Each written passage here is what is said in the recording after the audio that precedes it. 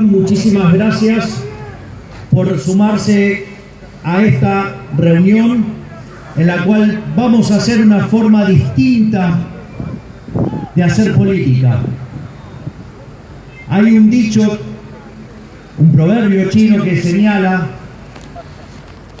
que si vos le das el pescado a una persona, mañana va a volver a pedirte el pescado. Mejor enseñale a pescar y va a aprender a vivir solo. Por ende, los políticos te quieren ignorantes. Nosotros los queremos sabios para poder salir de la miseria.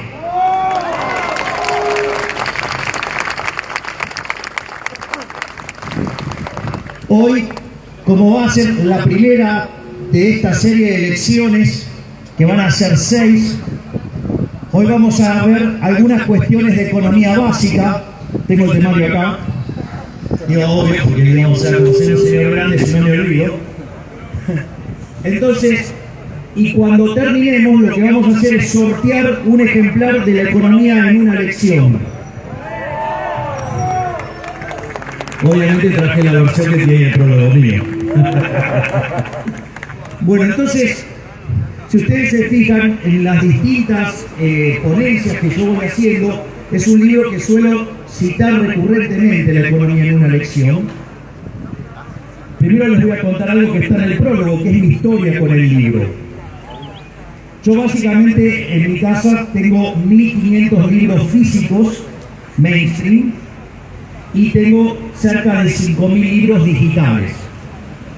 Sí, tengo una cuestión de adicción a la lectura, por decirlo de alguna manera, de manera educada. En ese contexto, en uno de los viajes que hago a Nueva York, voy a una librería y me encuentro con un librito finito que era La economía en una lección. Y me parecía absolutamente desafiante y muy arrogante que alguien en un librito tan finito justamente sintetizara toda la economía. Me parecía demasiado agresivo, por decirlo de alguna manera.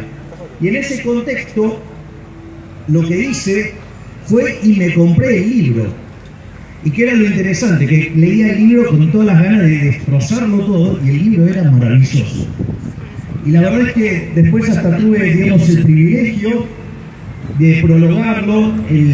La edición que yo, digamos, hago el prólogo, está junto a Juan Ramón Rayo, así que tremendo honor poder compartir ese espacio. Entonces lo que voy a hacer hoy es hablarle de la lección de economía y algunas aplicaciones que me parecen sumamente valiosas para desenmascarar a los políticos ladrones que intentan arruinarnos la vida regularmente. Básicamente, la lección lo que dice es cómo diferenciar al buen economista del mal economista. Básicamente, el mal economista es aquel economista que solamente se focaliza sobre un solo mercado, es decir, ignora todos los demás mercados e ignora y deja de lado todas las consecuencias de lo que ustedes están haciendo en ese mercado y en el resto. Por lo tanto, digamos, lo que está describiendo en ese contexto Hasling es lo que es un caso de equilibrio parcial, es decir, un economista que solamente está mirando un solo mercado e ignora lo demás. Y por contraposición, el buen economista es aquel economista que no solo mira un mercado en particular, sino que además analiza las consecuencias, no solo en el resto de los mercados, sino que además también considera las consecuencias a futuro de lo que ustedes están mirando. Es decir, mientras que el mal economista solamente hace foco en lo que la teoría económica se llama en un modelo de equilibrio parcial de un solo periodo, el buen economista se dedica a hacer equilibrio general intertemporal. Es decir, mira todos los mercados, y no solo para el presente, sino que también para el futuro. Y eso te parece una cuestión trivial y vas a acoplar un juego. ¿Hay forma de arreglar el acople, por favor? No hay forma. ¡Ay! A ver. A ver. Y si me pongo acá, lo hagamos una más. A ver.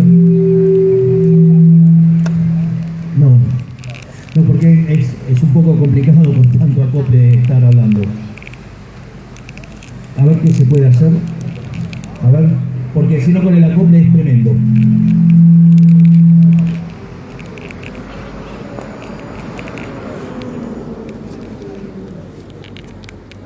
¿Los de la punta o estos?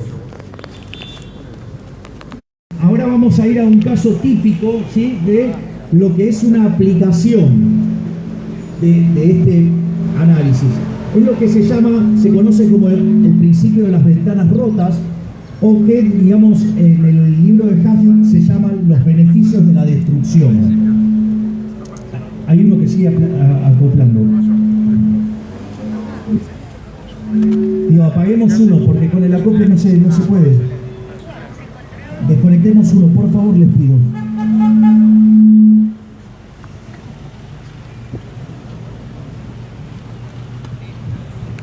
A ver, ahí va perfecto.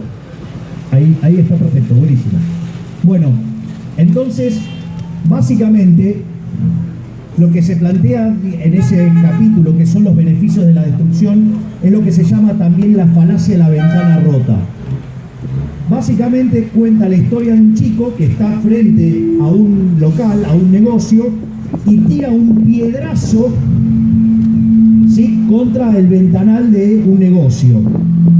Entonces, no les va a faltar que aparezca, ¿sí?, el keynesiano retrógrado diciendo que eso es buenísimo para la economía, porque en realidad el dueño del local lo que va a tener que hacer es comprar ahora un nuevo vidrio, y que entonces eso pone en marcha la industria del vidrio y se generan puestos de trabajo en la industria del vidrio, y que de esa manera entonces se reactiva la economía. Digo, parece milagroso, ¿no? Digamos, o sea, fíjense que hay un candidato, es el que pide la censura de los liberales, que en un momento llegó a decir que la guerra era buena, porque la guerra nos sacaba, ¿sí?, de la miseria. Cuando, a ver, miren, ¿saben que una de las cosas que me pasó cuando fui a presentarla, desenmascarando la mentira keynesiana a México, una de las cosas que pasó previo al Mundial del 86, hubo un terremoto en México, y muchos de ellos lo habían vivido. Entonces le pregunté si después de ese terremoto todos estaban contentos, porque en realidad era el mismo efecto que una guerra, y claramente no, nada puede ser bueno de ahí. Entonces, ¿qué es lo que pasa? Ahí ustedes tienen cómo un economista puede estar errando en la argumentación y en la visión de las cosas. ¿Por qué? Porque en el fondo solamente está mirando lo que pasa en la industria del vidrio. Ahora, piensen ustedes en la situación del dueño del local. Si el dueño del local le rompieron el vidrio, ¿qué es lo que pasa? Ahora va a tener que reponer el vidrio, y eso lo va a tener que pagar. ¿Qué quiere decir eso? Que entonces ahora va a tener mucho menos dinero, ¿sí?, para gastar en otros bienes. Entonces todo lo que se creó, digamos, de puesto de trabajo, de actividad, en lo que tiene que ver con la industria del vidrio, en realidad, sí, se perdieron. ¿En dónde? En todas las otras cosas. Por ejemplo, si quería comprarse zapatos, o quería, digamos, ahorrar para invertir, digamos, o lo que fuera. Es decir, se destruyen un montón de puestos de trabajo en otro lado. Y eso no solo genera ese efecto directo sobre las otras actividades, sino que hay un montón de otras cosas que se iban a hacer y tampoco se van a hacer. Entonces lo que ustedes ven es que no se gana nada, que en realidad se pierde, porque en el fondo ahora la riqueza es menor. Y por lo tanto ese capital además hay que recomponerlo, por lo tanto nunca van a estar mejor. Y aun cuando pudieran recomponer toda la situación, ustedes no habían decidido gastar como primera alternativa el nuevo vidrio. Por lo tanto, digamos, también tienen una pérdida de bienestar aun cuando quedaran iguales. Por lo tanto, ahí ustedes ven con claridad cómo, digamos, esas políticas pensadas en esto de los beneficios de la destrucción en realidad son una farsa y en realidad no generan a nada. Entonces, la pregunta es, ¿de dónde entonces sacaron estas ideas alocadas algunos economistas y estas aberraciones? Bueno, estas aberraciones son un resultado, básicamente, de las ideas keynesianas. Es decir, las ideas keynesianas, dentro de todas las falencias teóricas que tienen, O sea, ustedes tienen que pensar, miren, hay un libro de Hazlitt que justamente hace la crítica de la teoría general de Keynes, y se llama Los errores de la nueva economía, y en ese libro lo que hace es contar muchas de las falacias que tiene contenido el libro tan citado de Keynes, y dice, todo lo que es bueno del libro es robado, y todo lo que es nuevo es malo. Es decir, el libro es verdaderamente espantoso, pero una de las cosas más interesantes es que ustedes pueden dejar en claro que esta idea de la multiplicación del valor, que es el multiplicador keynesiano, es una falacia, porque básicamente es violar la restricción de presupuesto. Y fíjense que, yo lo voy a hacer con un ejemplo bastante fácil. Supongamos que tenemos una economía que produce 100, que el 80% lo dedica al consumo y el 20% lo dedica a invertir. Es decir, que si ustedes se fijan, hay una relación de 5-1 entre lo que es la inversión, ¿sí?, y el producto.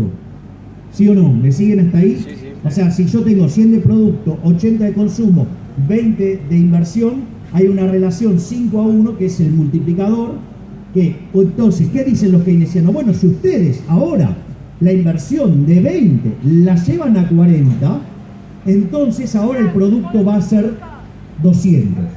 Es decir, parece mágico. Además, ¿cómo lo van a hacer? Lo van a hacer aumentando el gasto público financiado con emisión monetaria. Y entonces ustedes cuando le dicen, miren, eso está mal, eso no va a terminar bien, porque la cantidad que se produce en la economía depende de los factores utilizados, capital y trabajo, y no por querer gastar más, digamos, en base a imprimir papelitos, o sea, ustedes van a estar mejor. Entonces agarran y dicen, no, porque ustedes odian a los pobres, ustedes quieren a la gente pobre. No, nosotros queremos que la gente esté bien y que sea genuino. Porque ¿qué es lo que pasa? Cuando ustedes quieran llevar por la fuerza la inversión de 20 a 40, ¿ustedes qué es lo que van a tener que hacer? La van a tener que financiar. Si lo van a financiar con emisión monetaria, eso lo que va a hacer es generar inflación. Esa inflación va a trabajar como un impuesto que además le va a golpear con más fuerza a aquellos sectores más vulnerables de la economía, va a redistribuir el ingreso desde los que menos tienen hacia los que más tienen para que se genere ese ahorro que financie la inversión. ¿Y cuánto va a terminar siendo el producto? 100. O sea, llevaron la inversión de 20 a 40 de manera artificial, generaron un desastre inflacionario, castigaron a los más pobres y el resultado final, ¿cuál fue? Que el consumo cayó de 80 a 60. Y los más perjudicados, ¿quiénes fueron? Los que supuestamente querían beneficiar. Por eso, digamos, el dicho este de que los progresistas aman tanto a los pobres que lo único que hacen es multiplicarlos. Entonces, digamos, este es un claro ejemplo de cómo, digamos, el keynesianismo se equivoca, y digamos, ¿por qué? Porque viola la restricción de presupuesto.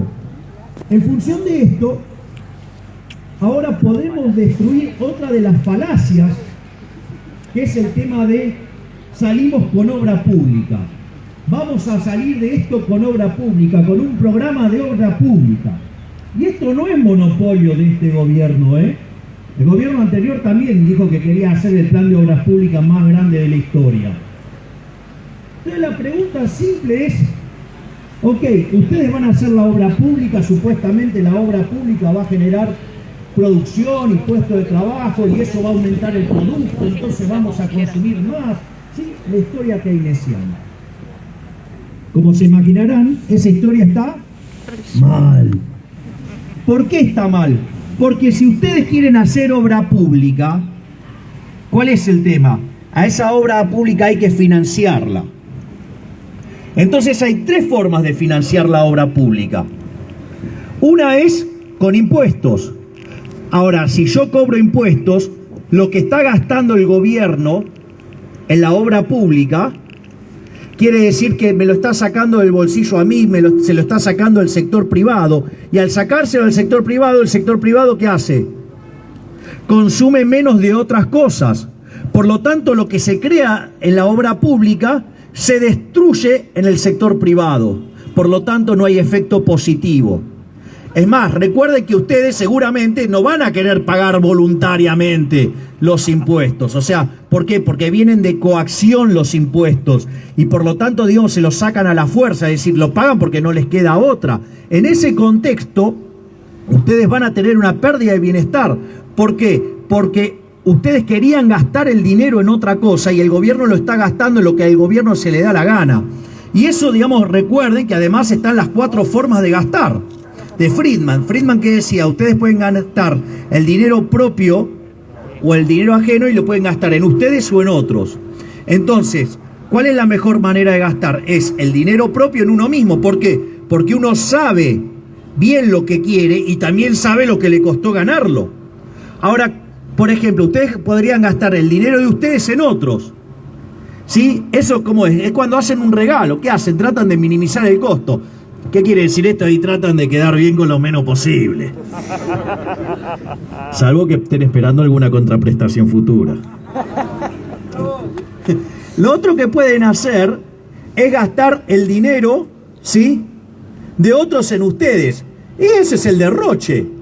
Mire, a mí me pasó en una época de mi vida, viajaba mucho. Después, digamos, ya no aguantaba más de todo lo que lo extrañaba a Conan y entonces decidí viajar. O sea, por eso dejé todo lo que era mi exposición internacional. Y en ese contexto, básicamente,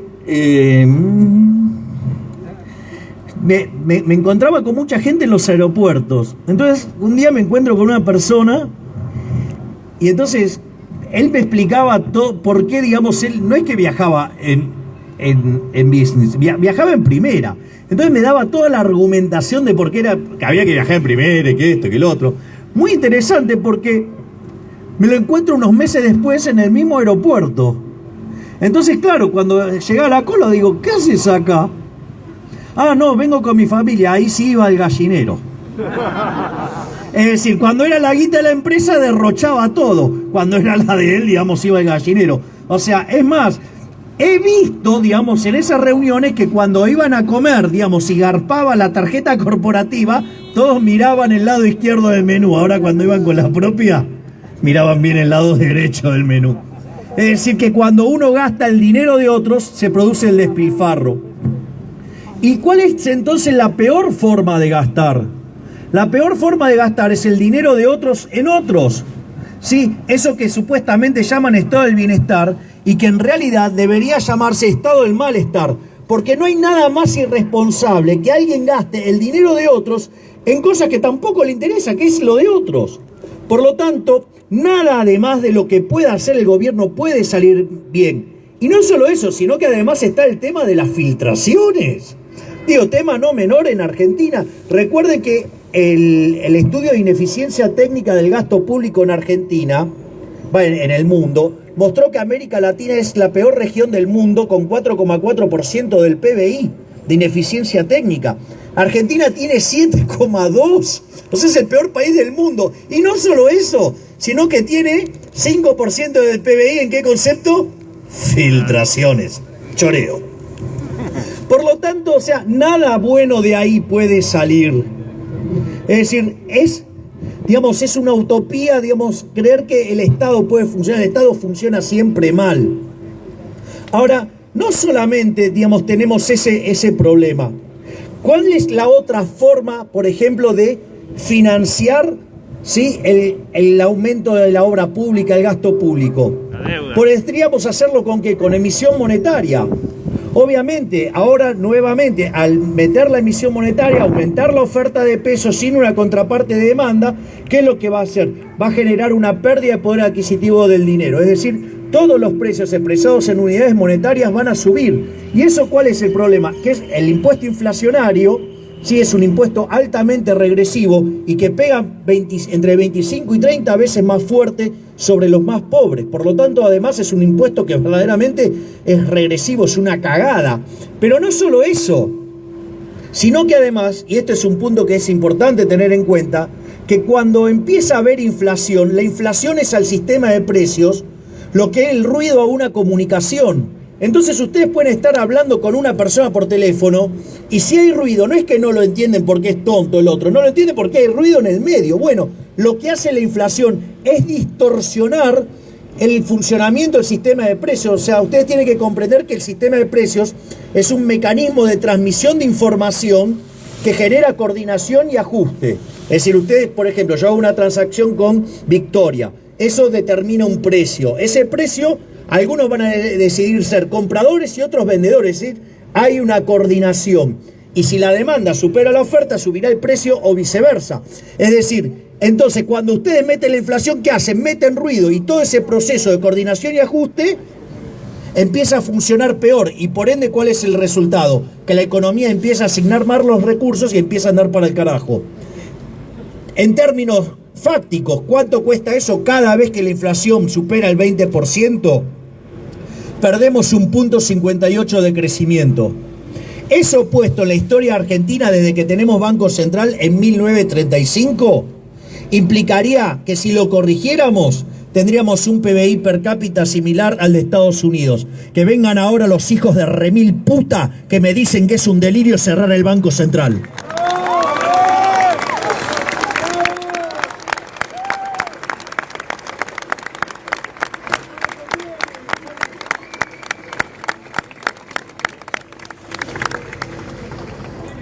Y además, no me faltan ganas. Aparte, imagínense esta situación. Cerramos el Banco Central. ¿Y qué hacemos con eso? Lo hacemos implosionar, dejamos todas las ruinas de esa institución nefasta que lo único que hizo fue empobrecer a los argentinos. ¿Para qué? Para favorecer a los políticos chorros. Porque ¿quiénes son los que se benefician con la emisión monetaria? Los que reciben primero el dinero. ¿Y quién recibe primero el dinero para gastar? Los políticos, no se equivoquen.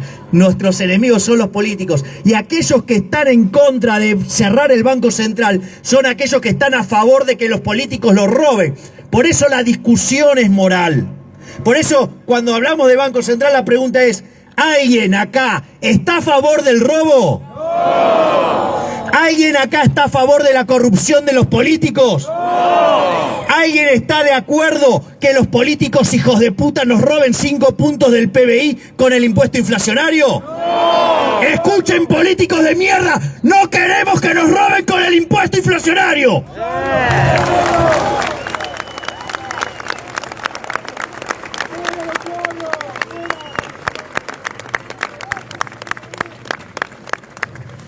Igual los temas de inflación los vamos a discutir en la próxima reunión y nos vamos a hacer una panzada. Pero digamos, al margen de eso, la otra forma de financiar el aumento del gasto público, la obra pública, sería ¿cómo? Deuda. Tomar deuda, exactamente, bien ahí. Entonces, ¿cuál es el problema de tomar deuda? Que la deuda se paga con los superávit primarios futuros, es decir, en el fondo son impuestos futuros. ¿Y qué quiere decir eso? Que es profundamente inmoral. ¿Por qué es inmoral? Porque la fiesta de la gente de hoy va a ser financiada y pagada ¿por quién?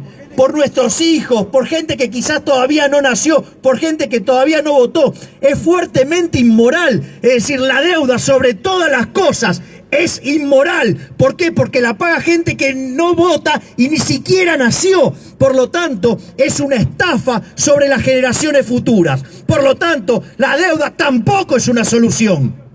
¡Oh!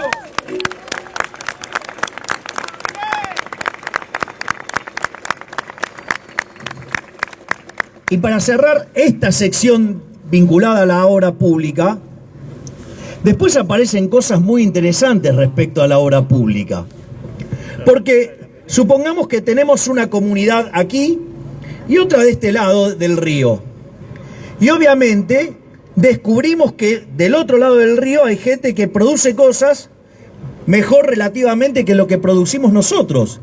Y a ellos, digamos, obviamente pasa exactamente lo mismo. Y descubrimos que si comercializamos, potenciamos la división del trabajo porque aumentamos el tamaño de mercado y eso generaría un aumento de la productividad donde todos estuviéramos mucho mejor. En ese sentido, ¿qué hacemos? Nos ponemos de acuerdo entre todos y hacemos ¿qué cosa?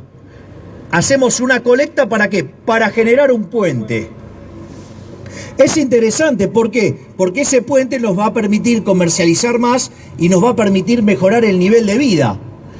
Ahora, se terminó el puente y se terminó, digamos, esos fondos. ¿Qué pasa cuando ustedes, eso lo hace el Estado? El Estado crea el Ministerio del Puente. O sea, imagínense si se lo dan a Sombrilla. Se vuelve un ministerio, es el Ministerio del Puente. ¿Y qué haría Sombrilla? A Sombrilla le resulta muy atractiva la obra pública. Entonces, en función de eso, empiezan a buscar dónde hacer puentes. Y llenan de puentes todos los lados. Y le siguen cobrando impuestos. Digamos, debe haber algo en la obra pública que les gusta tanto a los políticos, la obra pública. Y no les gusta el sistema de iniciativa privada a la chilena. Pero al margen de eso, miren qué interesante esto. Porque sucede que llega un momento que no tengo más donde hacer puentes. Exactamente. Crean el Ministerio del Lago para hacer lagos para que puedan hacer puentes. ¿Y eso qué se traduce? En mayor gasto público, en mayor choreo. Exactamente, en mayor choreo de los políticos en contra de los honestos. Por lo tanto, nada de lo que pueda venir del sector público puede ser bueno. El otro tema que quiero tratar, ¿sí?, es el tema de lo que es el odio a la máquina. Es decir, lo que se llama también la falacia ludita.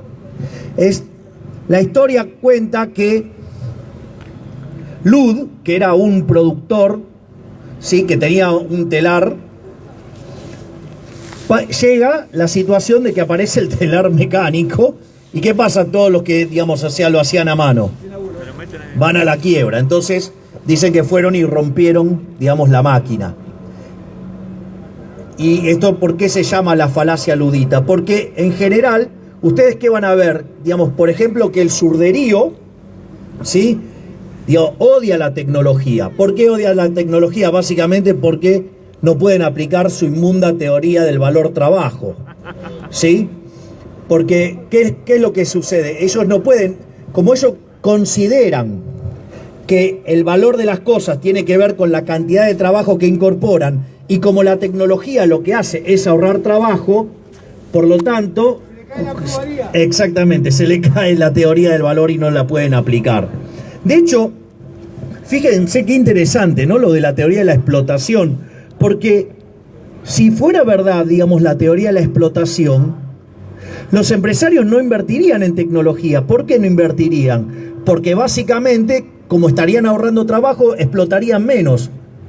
Y por ende no tiene sentido. Ahora, si ustedes miran los últimos 250 años, ¿qué es lo que caracteriza al mundo? El progreso tecnológico y el aumento de la productividad. Por lo tanto, digamos, por eso son tecnofóbicos. ¿Por qué? Porque demuestra que la teoría con la que ellos trabajan es una mierda que no sirve para nada.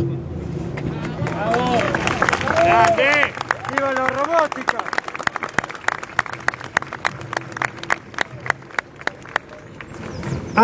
Voy a hacer una nota sobre el óptimo de Pareto antes, que es divertida. Vamos por esta cuestión. Digo, ¿qué es el óptimo de Pareto? Lo vamos a ver desde algo que no es óptimo de Pareto. Es una situación en la cual ustedes podrían mejorar a alguien sin joder a nadie. Y si ustedes aplicaran esa mejora, sería una mejora paretiana. Y cuando no hay más posibilidad de hacer esas mejoras, ustedes están entonces en el óptimo de Pareto. Es decir, es una situación donde ustedes no pueden mejorar a nadie sin joderle la vida a otro. Ahora, vean esto, porque ustedes me van a ver en televisión algunas veces putear contra el óptimo de Pareto. Y tiene que ver con esto del tema tecnológico. Piensen en la situación antes de que Edison inventara la lamparita. ¿Cómo nos iluminábamos? Con velas. Ahora yo les hago una pregunta. El día que apareció Edison con la lamparita, ¿cómo creen que estaban los productores de vela? A las puteadas, lo querían cagar a trompada a Edison, les cagó la fiesta, por decirlo de alguna manera. Bueno, es decir, entonces, ¿qué es lo que pasa? Obviamente, el progreso tecnológico en ese sentido no es óptimo de Pareto. Ahora, la realidad es, si estuviéramos sin electricidad, la pregunta es, ¿cómo estaríamos haciendo ahora las charlas? No podríamos, tendríamos que estar a los gritos, o sea, sería, digamos, o sea, nadie rechaza, digamos, tener electricidad, digamos, y todos estos beneficios de la tecnología. ¿Esto qué quiere decir? Que entonces esa forma de argumentar y de plantear la eficiencia, en el fondo, en términos dinámicos, es una pelotudez del tamaño de una casa. Pero sucede que hay un conjunto de economistas pelotudos que en nombre del óptimo de Pareto utilizan eso ¿para qué? Dicen, no, hay que salvar a los productores de vela. ¿Y cómo quiere hacerlo? Metiéndole la mano en el bolsillo ¿a quién? A los que hicieron el progreso tecnológico. Y al castigarle del proceso de acumulación, digamos, la economía crece menos. O sea, son grandes grandes máquinas de generar pobreza esos economistas. Sí. En ese contexto, lo que uno tiene que entender es que cuando genera el progreso tecnológico, ustedes están aportando ¿qué? Un bien de mejor calidad a un mejor precio. Entonces, aquellos que son consumidores se ven beneficiados ¿con qué? Con algo que tiene un menor precio, y ustedes entonces ahora tienen un ahorro y pueden gastarlo en otro lugar. Entonces, los puestos de trabajo que se destruyen en este lugar, se crean ¿en dónde? En otro lugar. Es más, los beneficios que va a conseguir la empresa, ahora, ¿qué puede hacer con esos beneficios que genera transitoriamente de manera extraordinaria? Y puede agarrar y los puede consumir. Por lo tanto, genera puestos de trabajo donde está direccionando el consumo. Puede agarrar y lo puede ahorrar. Y si lo ahorra, digamos, eso va a financiar la inversión en otra parte de la economía, con lo cual se van a generar puestos de trabajo y producción en otra parte de la economía. Alternativamente, lo que puede hacer es reinvertirlo, por lo tanto va a generar ¿qué? De vuelta un mejor producto de una mejor calidad a un mejor precio, por lo tanto vuelve a generar trabajo y genera bienestar por estos nuevos bienes de mejor calidad a un mejor precio. Ahora, supongamos que el tipo es un tremendo hijo de remil puta y como no quiere contribuir para nada con la sociedad, todo el dinero que gana lo hunde en la tierra. ¿Qué pasa? Al achicarse la cantidad de dinero, el nivel de precios baja, por lo tanto, digamos, desparrama en toda la sociedad, digamos, el bienestar en función de la mejora en los saldos reales, porque ahora los billetes que ustedes tienen en el bolsillo compran más porque los precios son más bajos, porque se achicó la cantidad de dinero que él metió abajo de la tierra. Es más, miren qué hijo de puta, agarren la fuga la plata. Digo, convengamos que la connotación negativa de la fuga es, digamos, propio de zurdito resentido que no quiere, digamos, que ustedes guarden la plata en lo que ustedes quieren. Ahora, ¿qué es lo que pasa? Si sucede eso, digamos, se termina devaluando la moneda y se asignan los recursos hacia el sector transable de la economía. Por lo tanto, digamos, no hay problema. Es decir, ¿por qué es importante entonces este conjunto de elecciones? Este conjunto de elecciones es importante para mostrar las falacias y las mentiras que utilizan los políticos